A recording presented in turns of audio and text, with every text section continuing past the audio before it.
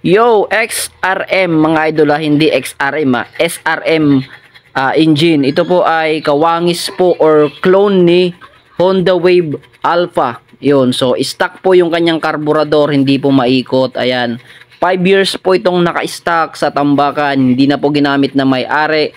Kasi nabali yung kanyang chassis. Ayan o, kitang-kita nyo naman, bali. Alright. So, sa video na ito, ayusin natin yan. Check natin kung ano yung mga gagana pa sa motor na ito. Kung ano yung pwede pang magamit sa motor na ito. Check natin yung condition ng kanyang engine. At i-condition natin to. Paanda rin natin yan sa video na ito. Alright. So, ano pang hinihintay natin? Umpisa na natin to. Tara na.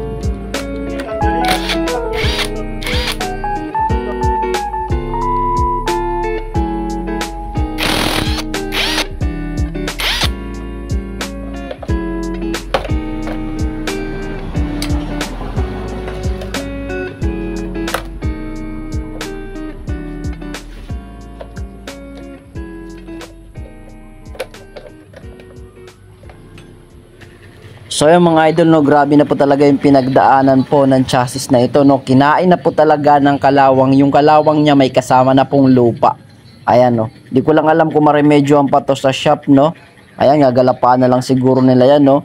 Diskarte na yan sa papagawa natin ng welding shop. Kasi, ayan, no, grabe talaga yung damage sa chassis na ito. Alright. So, baklasin muna natin yung ibang part para makita pa natin kung saan po yung re-remedyohan natin dito sa makina na ito or sa chassis na ito. Okay?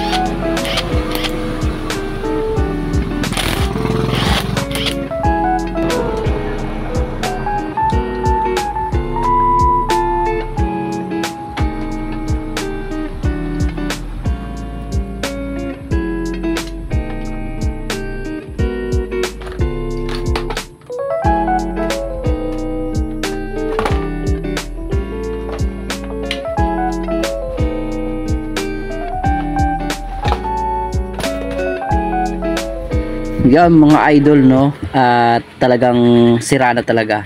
yung kanyang chassis. Tagalin na natin yung makina at tingnan natin kung tatayo pa kaya ito kung wala ng makina, kasi tingin ko makina lang yung nagdidikit sa kanilang dalawa. Alright, so tanggalin muna natin itong kanyang sa carburetor to mga idol, yung stock na talaga no, matigas.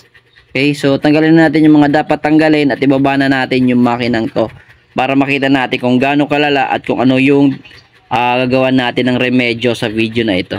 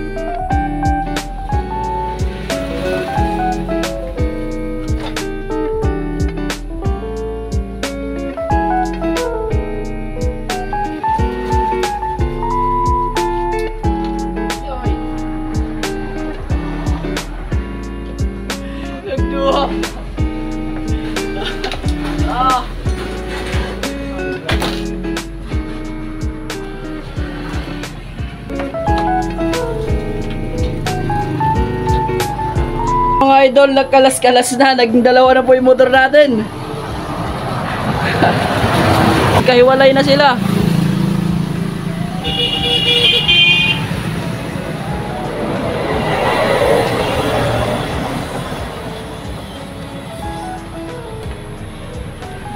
Idol, oh, umiwalay sa sa kanyang front na part, naging dalawa.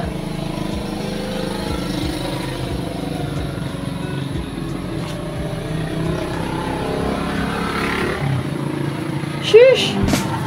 But the rivers of Babylon, there we sat down. So ayun mga idol, ito wala na talaga, no?